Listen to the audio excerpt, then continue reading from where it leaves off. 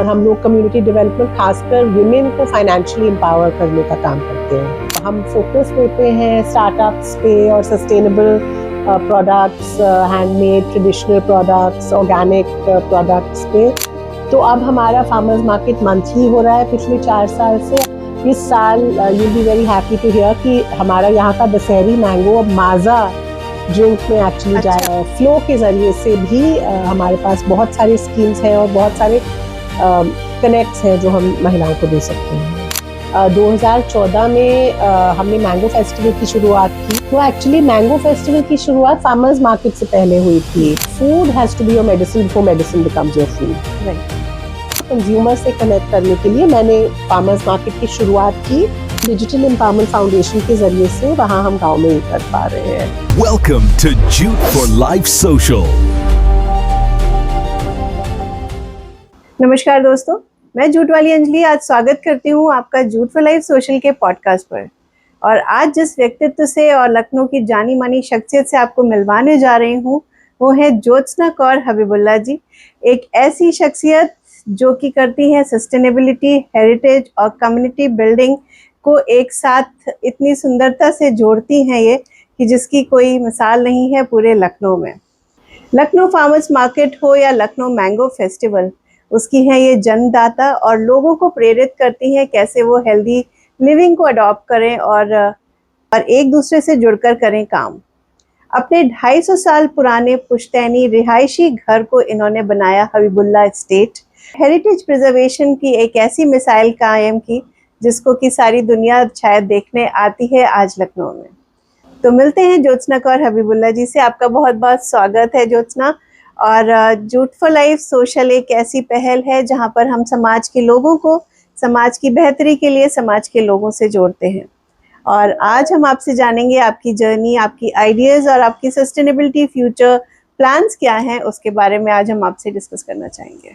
Thank you so much Anjali.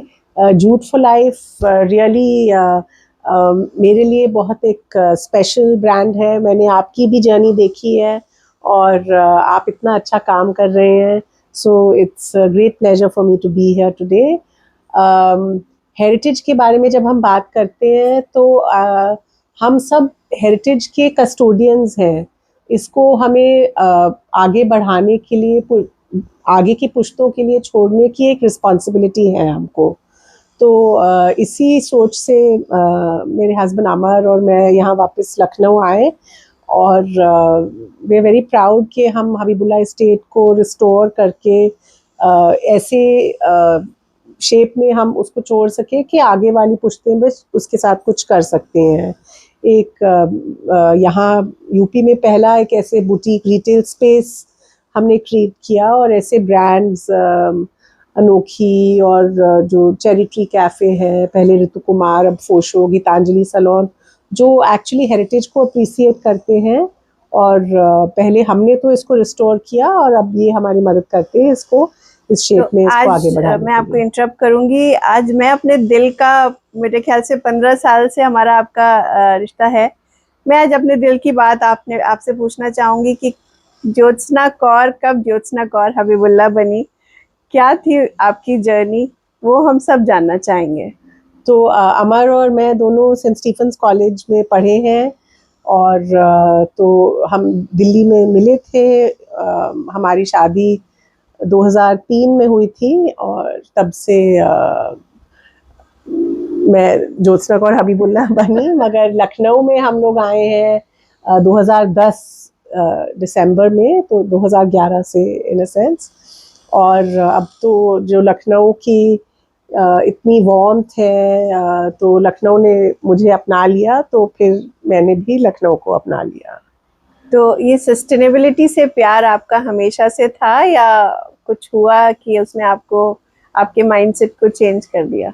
मैं एक farm पे बड़ी हुई। मेरे पेरेंट्स बी कीपिंग करते थे पंजाब में और ख़ासकर grass root level farmers, widows और लैंडलेस फार्मर्स के साथ उन्होंने काम करने का प्लान किया था। तो वो उनको बी कीपिंग सिखाते थे और फिर हनी उनसे लेके फिर उसको प्रोसेस करके बेचते थे। तो ये मैंने पहले से ही देखा था अपने फैमिली में कि कैसे आप एक चेंज ला सकते हो। हर इंडिविजुअल एक चेंज ला सकता है सोसाइटी में अपने काम से। फिर मैं कॉर्पोरेट रूट पे चली गई, मैंने एमबीए किया, बाहर काम किया। और जब हम लोग लखनऊ आए, जब मेरे बेटे छोटे थे और हम लोग भी यहाँ गांव जाने लगे, यहाँ हमारी दादी बेगम हामिदा हबीबुल्ला भी इतना कम्युनिटी रिलेटेड काम कर रही थी, मेरे फादर इन लॉ वजहात हबीबुल्ला। और तो यहाँ भी जो पहले की तो मेरी लेगेसी थी ही अपने पेरेंट्स और ग्रैंड पेरेंट्स से, और यहाँ भी एक तो आप तो सिमिलर पंजाब लेगेसी। के थे? मगर देखिए, माइंडसेट और थॉट प्रोसेस ओके। एक ही था। अच्छा, तो जैसे जो माइंडसेट मेरे घर में था वही माइंडसेट यहाँ पर भी हाँ, आप लोग। सर्विस, आई मीन जो हम सिक्खी में सीखते हैं कि कीरत करना, मतलब काम करना और लोगों को मदद करना, सर्विस कम्युनिटी के लिए, तो वही माइंडसेट यहाँ था। तो इसमें मुझे कोई डिफरेंस नहीं लगा। और हम एक्चुअली एक बहुत ही सिंक्रेटिक मतलब फैमिली है, सारे फेस्टिवल्स को हम सेलिब्रेट करते हैं। और मैं अरदास भी करती हूँ, हम अब बच्चे रोजे रखते हैं, ईद भी हम सेलिब्रेट करते हैं। तो ओके। ये लखनऊ की गंगा जमुनी तहजीब है। बिल्कुल बिल्कुल बिल्कुल, जिसका आप एकदम साक्षात एग्जाम्पल हैं हम सब के लिए। आपका मैंने देखा है हैंडलूम में आपने कैसे कम्युनिटी को डेवलप किया है, पूरा पूरा गांव आप डेवलप कर रहे हैं, आप वहाँ पर काम करा रहे हैं। हैंडलूम में कैसे रुझान हुआ? तो जो हमारा गांव है सैदनपुर, बाराबंकी ज़िले में, यहाँ ये कॉटन ग्रोइंग एरिया है। तो डिजिटल एम्पावरमेंट फाउंडेशन ने अपना सेंटर हमारे गांव में खोला है और इसी के ज़रिए से वो हैंडलूम को सपोर्ट करते हैं। और हम दूसरे ऑर्गेनाइजेशंस, फ़िकी और ऑर्गेनाइजेशंस के थ्रू अपने सेंटर को वहाँ सपोर्ट करते हैं। वो हमारे घर में ही है सेंटर, और वो आसपास के सारे गांव को हैंडलूम को सपोर्ट करके एक डिजिटल लर्निंग सेंटर वहाँ खुला है। तो वहाँ लोकली देखिए, गांव में बहुत ज़रूरी है वहाँ के लिए एम्प्लॉयमेंट जनरेट करना, वहाँ वोकेशंस और लर्निंग जनरेट करना। तो डिजिटल एम्पावरमेंट फाउंडेशन के ज़रिए से वहाँ हम गांव में ये कर पा रहे हैं।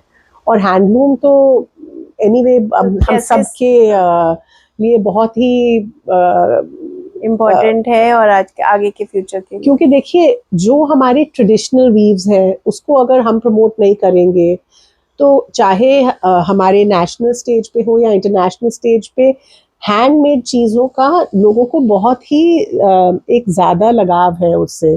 तो जो लोकल मार्केट में नहीं अप्रिसिएट होता है, हमको दूसरे मार्केट्स में उसको लेके जाना है। जैसे आप जो जूट के प्रोडक्ट्स बना रहे हैं, आपने उसको मार्केट के लिए बदला है और उसको मार्केट स्पेसिफिक, उसमें आप एक प्रोडक्ट डेवलपमेंट आपने किया है।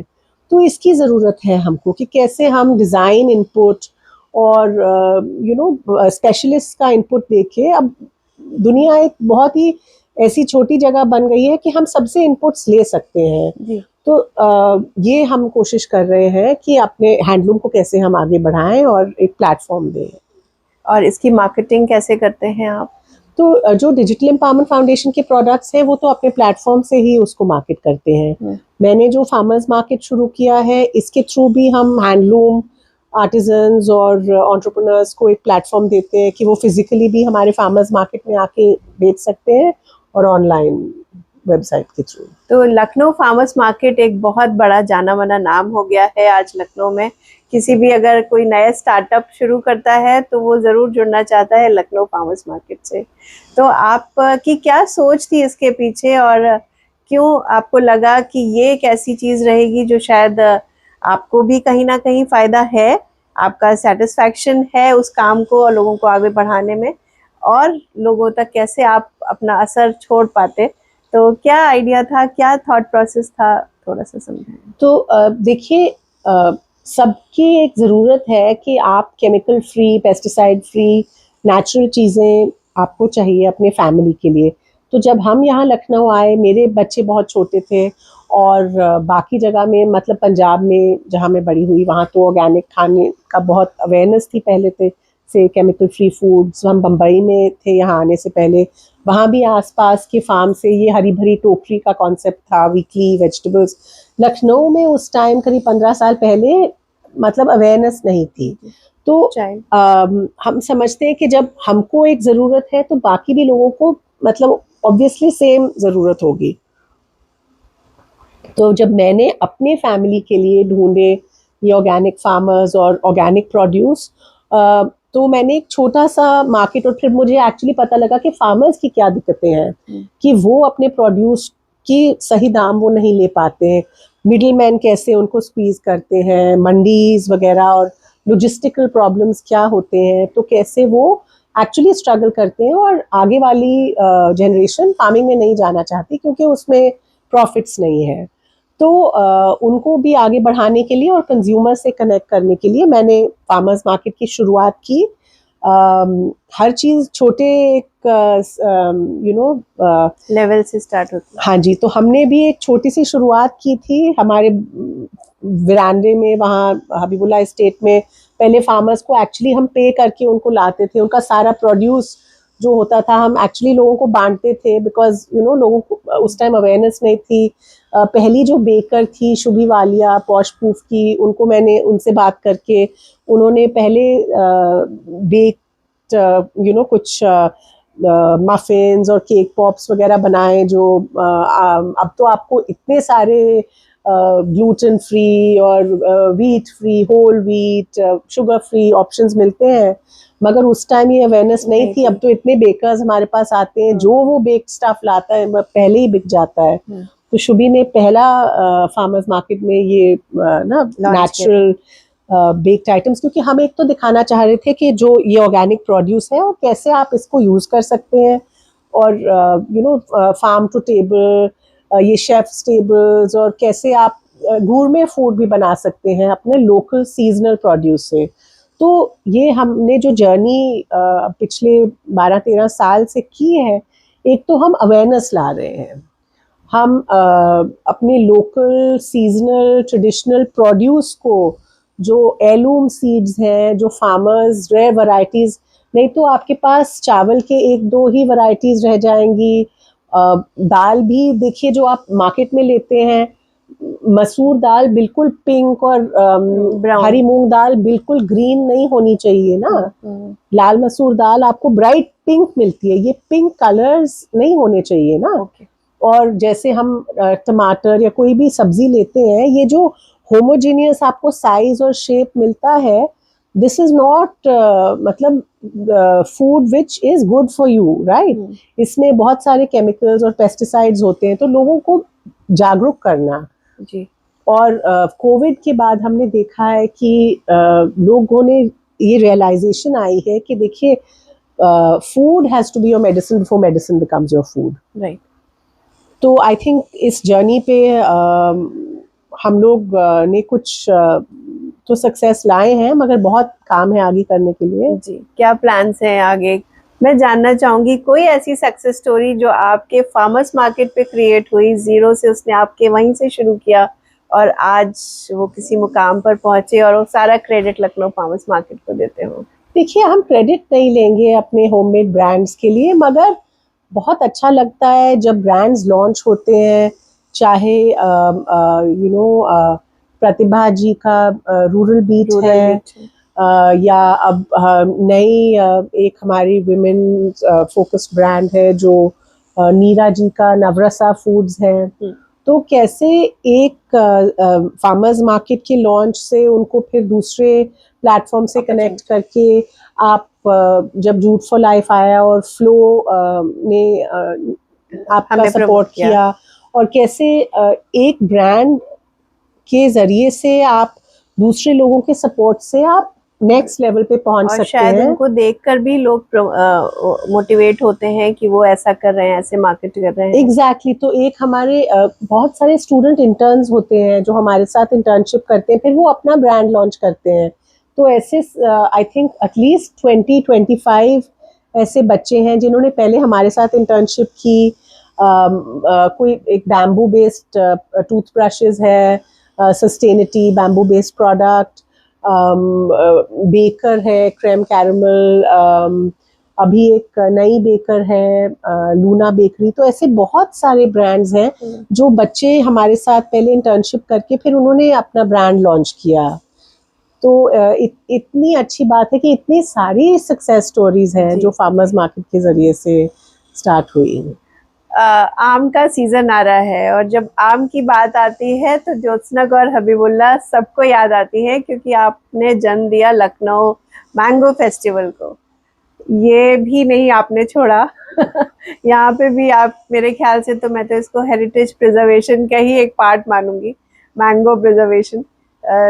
उस कल्चर को, उस आम गांव में आम तोड़कर खाना चूसना, तो वो भी आप उसको प्रमोट कर रही हैं। तो ये कब शुरू हुआ और ये क्यों लगा आपको कि ये भी करा जा सकता है? तो एक्चुअली मैंगो फेस्टिवल की शुरुआत फार्मर्स मार्केट से पहले हुई थी। 2014 में हमने मैंगो फेस्टिवल की शुरुआत की और वहाँ ही पहले फार्मर्स मार्केट हुई थी, जो हमने अपने गाँव में मैंगो फेस्टिवल आयोजन किया। और हमने देखा कि कौन सा गाँव? सैदनपुर, हाँ, बाराबंकी में। और उसके बाद तो हमने बहुत सारे मैंगो ऑर्चर्ड्स में ऑर्गेनाइज किया है। तो क्योंकि हमारा मैंगो ऑर्चर्ड है जो हमारी दादी ने लगाया था, और उसकी देखभाल करने के लिए मैं मैंगो इंस्टीट्यूट में गई, CISH रहमान खेड़ा में। और वहाँ के जो डायरेक्टर थे उस टाइम डॉक्टर रविशंकर, उन्होंने पूछा कि कैसे हम मैंगो को प्रमोट कर सकते हैं, क्योंकि मेरा बैकग्राउंड मार्केटिंग में था। तो मैंने सोचा मैं उनको एक मार्केटिंग प्लान फेस्टिवल का दूंगी और वो उसको करेंगे। और फिर कब मैंगो फेस्टिवल बन गया लखनऊ का वो पता नहीं चला। एक्चुअली फिर उन्होंने कहा कि आप ही उसको करेंगे तभी हो पाएगा। तो उसको मैंने स्टार्ट किया और बाकी लोग सब जुड़े। तो कॉन्सेप्ट था कि हम हॉर्टिकल्चर, टूरिज्म, सारे डिपार्टमेंट्स को जोड़ के, ताकि फार्मर्स भी आए, इंडस्ट्री भी जुड़े, हम दिखाएं कि कैसे मैंगो के साथ प्रोडक्ट्स बन सकते हैं। हर साल नए नए प्रोडक्ट्स लॉन्च हो रहे थे। इस साल you be very happy to hear कि हमारा यहाँ का दशहरी मैंगो अब माजा ड्रिंक में एक्चुअली जाएगा। तो पहला फूड प्रोसेसिंग एक ये दशहरी हीरो, तो उसका भी सारा इनिशिएटिव आप ही का है? मतलब शुरुआत थी मैंगो फेस्टिवल से, अब ये माजा में जा रहा है। ये तो जो यहाँ के बॉटलर्स हैं, जो लधानीज ने उस पर काम किया है, मैं उनको क्रेडिट दूंगी। मगर इसकी शुरुआत थी ज्ञान ने एक बार मैंगो लस्सी लॉन्च की थी। उस टाइम उनको यहाँ मैंगो का पल्प नहीं मिला था, तो उनको अल्फोंसो पल्प लेना पड़ा, क्योंकि यहाँ कोई मैन्युफैक्चरिंग ये पल्प फूड प्रोसेसिंग फैसिलिटी नहीं है। तो अच्छी चीज़ है कि अब माजा ने अपनी ही फैसिलिटी में ये पल्प, दशहरी पल्प करके वो माजा में उसको, तो ये हम दिखा सकते हैं कि कैसे इंडस्ट्री फार्म्स के साथ जब काम करके आगे बढ़ेंगे तो तब ही रूरल डेवलपमेंट में तरक्की होगी और इकोनॉमी आगे बढ़ेगी। तो मैंगो फेस्टिवल की शुरुआत थी कि हम अपना ट्रेडिशन, कल्चर, मैंगो में सबको बहुत ही एक ये इमोशनल कनेक्ट होता है समाउ, राइट?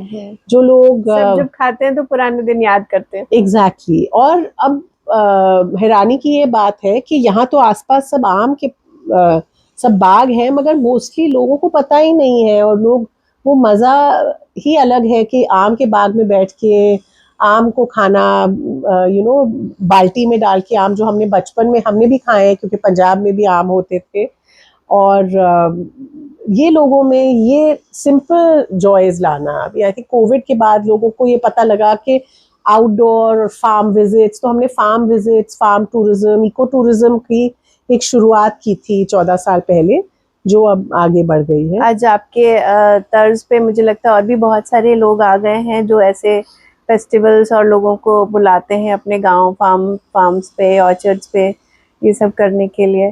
तो एक थोड़ी सी आपसे सीख दिलवाना चाहूँगी अपने ऑडियंस को कि कैसे वो, क्योंकि बहुत सारे ऑर्चर्ड्स हैं लेकिन उनको शायद जानकारी नहीं है, या वो करना नहीं चाहते, या हिम्मत नहीं पड़ती, तो कैसे वो छोटी सी शुरुआत करके इस तरीके के टूरिज्म को भी प्रमोट करके एक सेकेंडरी इनकम कमा सकते हैं? देखिए, अब तो फार्म विजिट्स एक काफ़ी जानी मानी चीज़ बन गई है, जो स्कूल्स भी बच्चों को लेके जाते हैं पिकनिक्स के लिए, कॉर्पोरेट ऐसे ट्रिप्स और ट्रेनिंग फैसिलिटीज़। और अब लोगों को जानकारी हो गई है ना कि कैसे वो वीकेंड पे मॉल्स या ऐसी जगह में जाने के लिए वो फार्म्स में जाके आई थिंक बच्चे बर्थडे पार्टीज इंजॉय करें। तो बस आप हमारी वेबसाइट है लखनऊ फार्मर्स मार्केट, और उस पर अगर आप मैंगो फेस्टिवल पे जाके देखेंगे हमने काफ़ी इंफॉर्मेशन शेयर की है। और आप हमसे जुड़ के ये हमने ओपन सोर्स इंफॉर्मेशन भी रखी है कि कैसे फार्म्स ऐसे फेस्टिवल से बेनिफिट कर सकते हैं। बहुत अच्छी सोच है आपकी और बहुत अच्छे प्लान्स हैं। क्योंकि जैसे हम पब्लिकली शेयर नहीं करेंगे ऐसी चीज़ें, तो फिर लार्ज अमाउंट ऑफ फार्मर्स को बेनिफिट होना चाहिए, फिर ही ये आगे जाके कुछ बेनिफिट ग्रास रूट लेवल तक पर्कुलेट होगा। और आम तो मेरे ख्याल से लखनऊ की एक बहुत बड़ी पहचान है, तो उसको प्रिजर्व करके रखना और प्रमोट करना हम सबका धर्म है। एब्सोल्युटली। आम से डिज़ाइन में भी बहुत इनपुट रहा है। जो पेजली पैटर्न कहलाता है वो तो कैरी ही यहाँ से लखनऊ की खासियत थी। तो क्राफ्ट में जो चिकनकारी के पैटर्न्स होते हैं और इतनी सारी अलग अलग चीज़ें आम ने लोगों को दी है। शायरी में, स्टोरी टेलिंग में हिमांशु बाजपेयी ने आम पे दास्तान लिखी है। हमारे फेस्टिवल्स की से शुरुआत हुई थी इसकी, और ये पूरे अब इन्होंने वर्ल्ड में अलग अलग जगह में दास्तान सुनाई है। तो काफ़ी आम पे जो फूड का इनपुट्स है, आम के साथ इतने खाने बनते हैं, तो इस पे भी हमने होटल और रेस्टोरेंट एसोसिएशन के साथ कोलैबोरेशन करके बहुत सारे होटल्स और रेस्टोरेंट्स भी इसमें पार्टिसिपेट करते हैं हर साल। आप फिक्की फ्लो का भी एक बहुत अभिन्न हिस्सा हैं। वहाँ से भी काफ़ी कुछ कम्युनिटी डेवलपमेंट पे काम होता है, लोगों की मदद की जाती है। तो इस साल के कुछ प्लान्स आप शेयर करें ताकि अगर कोई जुड़ना चाहे और बेनिफिट करना चाहे तो कैसे कर सकता है? तो फ्लो काफ़ी पुराना फिक्की लेडीज ऑर्गेनाइजेशन जो federation of Indian chamber of commerce का विमेंस विंग है, 1984 से इसकी शुरुआत हुई थी। और तो ये काफ़ी एक पुराना विमेंस बिजनेस काउंसिल है, और अब हमारे पूरे इंडिया में काफ़ी बड़ी रीच है। और हमने जब इसकी शुरुआत यूपी में की थी 2015 में, लखनऊ और कानपुर की मैं पहली चेयरपर्सन रही थी, और अब 11 सालों के बाद हम बहुत मतलब एक गर्व की बात है कि हर चेयरपर्सन ने चैप्टर को आगे बढ़ाया है। और ग्रास रूट लेवल से लेके women on boards of directors of companies पे हम लोग काम करते हैं। तो आप फ्लो लखनऊ के साथ हमारे साथ जुड़ सकते हैं इंस्टाग्राम या फेसबुक या फिक्की फ्लो की वेबसाइट के ज़रिए से। और ये मेंबरशिप ड्रिवन एक ऑर्गेनाइजेशन है, और हम लोग कम्युनिटी डेवलपमेंट खासकर विमेन को फाइनेंशियली एम्पावर करने का काम करते हैं। अगर किसी महिला को फाइनेंशियली भी अगर कोई सपोर्ट चाहिए होता है तो क्या उसमें भी आपकी संस्था कुछ मदद करती है उनको गाइड करने में? तो देखिए, अगर विमेन एंटरप्रेन्योर्स जो हैं, जो सस्टेनेबल प्रोडक्ट्स बना रहे हैं, वो हमारे साथ जुड़ सकते हैं। फार्मर्स मार्केट के ज़रिए से हम उनको एक प्लेटफॉर्म और इंक्यूबेशन और ऐसी सब एरियाज़ में हम कनेक्ट कर सकते हैं। और फ्लो के ज़रिए से भी हमारे पास बहुत सारी स्कीम्स हैं और बहुत सारे कनेक्ट्स हैं जो हम महिलाओं को दे सकते हैं। क्योंकि मेरा ये मानना है कि अगर हम महिलाओं को सक्षम बना सकते हैं इकोनॉमिक तौर से और फाइनेंशियली उनको इंडिपेंडेंट जब बनाते हैं, तो वो अपनी पूरी कम्युनिटी को आगे बढ़ाते हैं, और इसी से हम अपना एक्चुअली एक चेंज ला सकते हैं देश में। बच्चों का क्या सपोर्ट रहता है? मम्मा इतनी बिजी रहती है, बच्चे तो पहले से मैंने बच्चों को बहुत अपने काम में जोड़ा था। अब मेरा जैसे मेरा बड़ा बेटा बहुत वॉलंटियरिंग करता था हमारे वर्क में। मैं इनको बताती हूँ कि ये एक्सेल और पावरपॉइंट में इतना अच्छा अब करते हैं काम, क्योंकि वो पहले से बचपन से वो तो कहते थे कि हम चाइल्ड लेबर करते हैं क्योंकि इनसे हमने इतना काम कराया। अभी हमारा भी चलता है ये। मगर ये तो बहुत अच्छी चीज़ है क्योंकि बच्चे हमारे साथ इन्वॉल्व होते थे। उन्होंने पहले से फार्मर्स मार्केट में अपने फ्रेंड्स के साथ स्टॉल्स लगाए और ना लोग बच्चों के साथ गेम्स और ये सब ऑर्गेनाइज किए। मैंने पहले रॉबिनहुड आर्मी ज्वाइन किया था जब हम लखनऊ आए थे, बच्चों को दिखाने के लिए कि कैसे आप कम्युनिटी से कनेक्ट रहे। तो आई थिंक बच्चों को अगर हम लोग अपने काम में जोड़ते हैं, उनको एक अलग ही कम्युनिटी का एहसास आता है, क्योंकि आप बच्चों को अपने काम में जब इन्वॉल्व करेंगे तो फिर उनको आई थिंक एक एक्सपीरियंस पहले से आ जाता है कैसे चेंज लाया जा सकता है, और शायद उनका इंटरेस्ट भी डेवलप होता है बचपन से। एब्सोल्युटली। अब मेरा छोटा बेटा तो इतनी अच्छी तरह से लिखता है, वो अपने स्कूल के एडिटोरियल टीम में है, और दोनों बच्चे एक्चुअली लिखने में बहुत अच्छे हैं। तो आई थिंक ये पहले से वो सारी चीजें एडिट करते थे, मैं उनको दे देती थी डॉक्यूमेंट्स और ये तो आप बच्चों के भी इंटरेस्ट फिर क्या है इस एरिया में वो बढ़ सकते हैं। फोटोग्राफी में भी दोनों बच्चे ने बहुत कॉम्पिटिशन्स में पार्टिसिपेट किया, क्योंकि इवेंट्स में वो फोटोग्राफी करते थे। तो कुछ ऐसा भी अब आप स्टार्ट करिए वोकेशनल, जो बच्चों के लिए नई आजकल फोटोग्राफी और कुकिंग और जहाँ भी जो भी आप मल्टीपल कर सकते हैं, तो फार्मर्स मार्केट में मुझे लगता है आप ये भी इंट्रोड्यूस करिए। हम करते हैं एक्चुअली, बहुत सारे CMS के तो बहुत सारे एनवायरमेंटल ग्रुप के बच्चे हमारे पास आते हैं, और भी स्कूल्स के बच्चे हमारे पास, वरदान इंटरनेशनल, बहुत सारे स्कूल्स के बच्चे आते हैं रेगुलरली, क्योंकि सस्टेनेबिलिटी पे हम लोग काम करते हैं। एक यूथ रन ग्रुप है, फ्राइडेज फॉर फ्यूचर, और कुछ ऐसे ग्रुप्स हैं, उनके जरिए से हमने क्लाइमेट पे चर्चा की शुरुआत इकट्ठे की है, जिसमें एडवोकेसी बच्चे ही कर रहे हैं, और वो लोग कैसे बच्चों को जागरूक करते हैं कि क्या चेंज हम लोग ला सकते हैं सस्टेनेबिलिटी स्पेस में। अब क्योंकि अब अप्रैल अर्थ डे का मंथ है, और हम रिसाइकलिंग पे काम करते हैं, क्योंकि जब तक रिसाइकलिंग हम लोग सोर्स पे नहीं करते हैं, जब तक हम प्लास्टिक को रिप्लेस करें, ये देखिए इतने सुंदर जो प्रोडक्ट्स हैं, ऐसे प्रोडक्ट्स हम यूज़ करें, जैसे आपके टेबल्स और ये मूड़े, ये बैग्स जो आप जूट फॉर लाइफ बनाता है, इन प्रोडक्ट्स जो रीयूजेबल प्रोडक्ट्स को हम यूज़ करें। प्लास्टिक्स को कैसे हम निकाल सकते हैं अपनी लाइफ से। मुझे बहुत अच्छा लगता है कि जब आप प्लास्टिक की बोतल में पानी रिफ्यूज करती हो और you always carry your bottle, तो ये मेरे लिए भी इंस्पिरेशन है, क्योंकि कहीं ना कहीं इतना जूट में जाकर भी हम शायद उसको नहीं प्रमोट कर पा रहे। लेकिन आज से मैं पूरा कोशिश करूंगी, नहीं पूरी 100% ये होगा कि मैं प्लास्टिक बॉटल्स को ना प्रमोट होने दूं, बिकॉज वो सिंगल यूज प्लास्टिक होता है, और जो वो प्लास्टिक बॉटल का कैप होता है वो कभी भी बायोडिग्रेड नहीं होता है। और अब जो माइक्रो प्लास्टिक्स हम जानते हैं, बिल्कुल हमारे, ये बॉटल दिखाइए। हाँ, ये तो देखिए, ये बैम्बू एंड स्टील बॉटल्स हैं, तो ये बहुत अच्छी बॉटल्स हैं जो आप यूज कर सकते हैं। यहाँ जूट फॉर लाइफ के ऑफिस में इतनी सुंदर आपके पास कॉपर बॉटल्स हैं, कॉपर ग्लासेस हैं, तो आप हमेशा ढूंढ सकते हैं अपने घर में भी। अगर आप मिट्टी के आजकल वैसे मैं मिट्टी के ग्लास में पानी पी रही हूँ, हाँ, और वो मिट्टी के आप बर्तन ना, वाटर डिस्पेंसर्स वगैरह यूज करें, तो बहुत अच्छी चीज है। तो जितना एक्चुअली अब ये हमको अपने ट्रेडिशनल मेथड्स पे जितना जाएंगे, उससे हमारी हेल्थ इंप्रूव होती है। इनफैक्ट मुझे तो लगता है आरओ का पानी भी कहीं ना कहीं हमें नुकसान पहुंचाता है।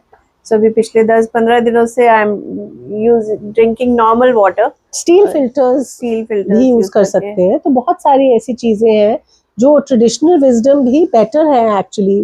देखिए, I mean it's very good to move forward, use technology as it benefits us, but not use it to a way that it harms us. मैं अपने हर गेस्ट से पूछती हूँ AI क्या रोल लगता है, और आपको क्या लगता है कि क्या इम्पैक्ट होगा उसका? तो देखिए, हमको AI को यूज करना है अपनी जिंदगी को बेहतर बनाने के लिए। हम देखते हैं जैसे जो रूरल लाइवलीहुड सेंटर हमारे गांव में चलता है, अब क्या बच्चे लैंग्वेजेस सीख सकते हैं AI के जरिए से, कैसे वो अपने स्किल्स इंप्रूव कर सकते हैं। तो हमको AI को हार्नेस करना है अपने काम को आसान बनाने के लिए। ये नहीं है कि AI हमारे काम ले लेगा, क्योंकि हम AI को ड्राइव करते हैं। तो ये हमारा काम है AI को बेस्ट यूटिलाइज करने के लिए। और मुझे लगता है हमारी जनरेशन के लिए तो AI एक वरदान है, क्योंकि मुझे आगे बढ़ने में उससे बहुत मदद मिल रही है, नई नई चीज़ें सीखने में मदद मिल रही है। जैसे कि मैं सोशल मीडिया पे आई अभी, तो काफ़ी कुछ अब इतना शब्द नहीं आ पाते आपके पास, इतना स्क्रिप्ट्स नहीं आ पाती। तो काफी हेल्प मिल जाती है, कोई आपको कहीं जाना नहीं है, you just have to ask कि भाई इसमें गाइड करें। तो मुझे लगता है हमारे लिए तो बहुत अच्छा है, और उसको सही तरीके से पॉजिटिव यूज करें तो व्हाई नॉट। हाँ, देखिए ये बहुत ज़रूरी है कि बच्चों को छोटी एज से ज़्यादा कंप्यूटर और फ़ोन और एआई यूज़ करने में आपको रोकना है। ये तो इंटरनेशनली भी स्कूल्स में ये काम हो रहा है, क्योंकि फिर ब्रेन डेवलपमेंट रुक जाती है। अगर आप 8-10 इयर्स तक उसका यूजेज लिमिट करें, और जैसे जो सोशल मीडिया वगैरह का यूज़ 14 के बाद है, फिर उसके बाद आपका ब्रेन डेवलपमेंट ऑलरेडी बच्चों का हो गया है, फिर वो उसको यूटिलाइज कर सकते हैं to benefit them, not to use it instead of the development that they are supposed to get, right. तो लखनऊ फार्मर मार्केट में आजकल बहुत ज़्यादा, कल मैं आईटी कॉलेज गई थी तो इतने ज़्यादा यंग एंटरप्रेन्योर्स थे वहाँ पर। कैसे लोग जुड़ सकते हैं लखनऊ फार्मर्स मार्केट से, और ये कब कब होता है?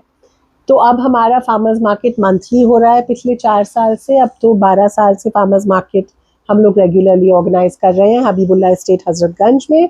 तो आप सिंपली हमारे पेज या हमारी वेबसाइट से हमसे जुड़ सकते हैं, लखनऊ फार्मर्स मार्केट। और हम फोकस देते हैं स्टार्टअप्स पे और sustainable products, handmade traditional products, organic products पे।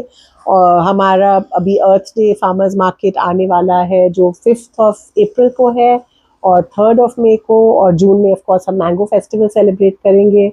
आप हमारी वेबसाइट को फॉलो कर सकते हैं। मैं एक सवाल आपसे पूछना चाहूँगी। अक्सर लोग कहते हैं ऑर्गेनिक फूड मतलब बड़े ही लोग खा सकते हैं, इतना महंगा होता है, हम छोटे लोग क्या कैसे करेंगे अफोर्ड उसको।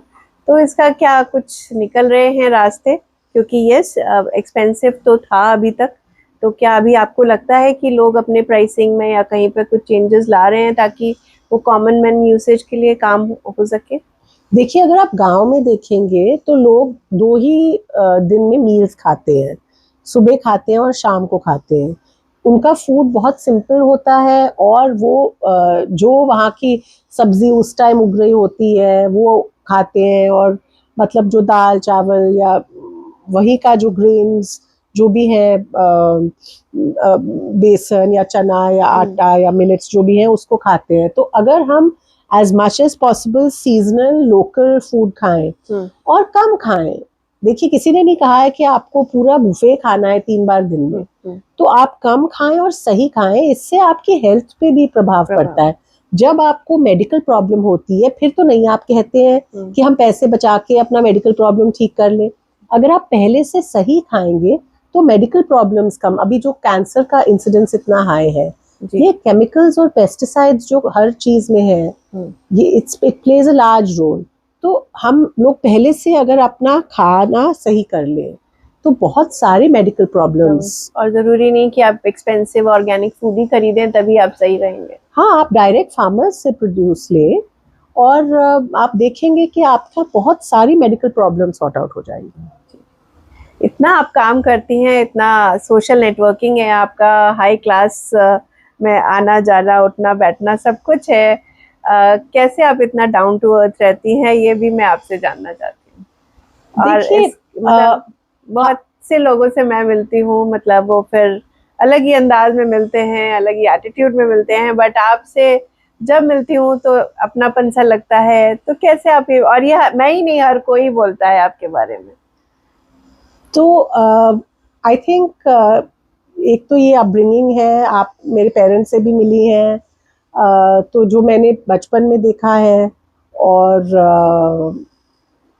फिर अगर हमें लाइफ में कोई भी चेंज लाना है तो अपने आप ही ये चेंज दिखा के लाना है। तो जब मैं देखती हूँ जो लोग एक्चुअल चेंज ला रहे हैं, जैसे आप काम कर रहे हैं, तो अगर हम कम्युनिटी में उन लोगों से जुड़ के काम नहीं करेंगे तो फिर हमारे काम का कोई रेलेवेंस नहीं है। तो हर किसी से जुड़ के उनसे इतना सीखने को जो मिलता है, तो आई थिंक इट्स जो काम अभी तक हुआ है वो ओशन में एक ड्रॉप के जैसे है। इतना काम हमें आगे जो हम कर सकते हैं और चेंज ला सकते हैं, तो सबके साथ जुड़ के ही हम ला सकते हैं।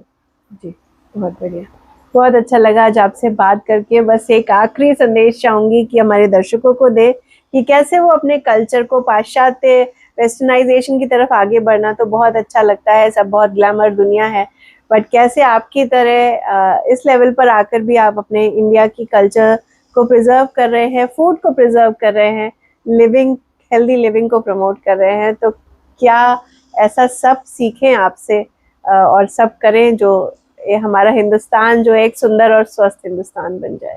देखिए, अपने बचपन से सबको एक चीज है जो आपको बचपन की यादें, या चाहे दादी का बना हुआ अचार हो या कुछ ऐसी चीज है जो आपको याद हो और आपको एक्चुअली कुछ आपकी चाइल्डहुड मेमोरी हो, तो जब हम इन चीज़ों को बचा के आगे नहीं बढ़ाएंगे तो ये चीज़ें फिर ख़त्म हो जाएंगी। चाहे स्टोरी टेलिंग ट्रेडिशन हो, जो ओरल स्टोरी टेलिंग ट्रेडिशन होता था, वो दास्तान गोई बनी है, इतनी सारी चीज़ें हमारे कल्चर का एक बहुत सिंक्रेटिक पार्ट है।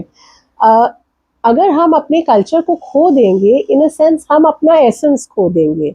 तो अपने कल्चर में, अपने ट्रेडिशंस में एक जो चीज़ आपको अच्छी लगती है, इस पे अगर आप फोकस करके इसको आप आगे बढ़ाएं, तो आई थिंक अगर हर कोई ऐसे करेगा, और खासकर मेरा फोकस तो है कि हम कैसे महिलाओं को फाइनेंशियली इंडिपेंडेंट बनाएं।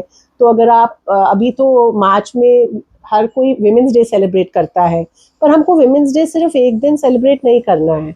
अगर आप जो प्रोडक्ट्स लें तो विमेन ओन बिजनेसेस से लें, देखें कि आसपास की जो ऑर्गेनाइजेशंस हैं, विमेन लेड ऑर्गेनाइजेशंस को सपोर्ट करें, इक्वालिटी होनी चाहिए रिप्रेजेंटेशन में।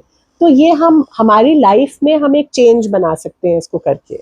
बहुत अच्छा लगा आज आपसे बात करके ज्योत्सना जी, और मुझे लगता है लोगों को बहुत कुछ सीखने को मिला होगा। तो दोस्तों, अगर आपको ये वीडियो पसंद आया हो तो प्लीज़ इसको लाइक करें, ज़्यादा से ज़्यादा इनकी बातों को शेयर करें और सब्सक्राइब करें जूट फॉर लाइफ सोशल को। Thank you Jyotsna for coming. Thank you. और जूट वाली अंजलि हमको तो बहुत पसंद है, तो आप सब भी इनको फॉलो करिए और इनकी बातों को आप शेयर करें। Thank you so much. Thank you.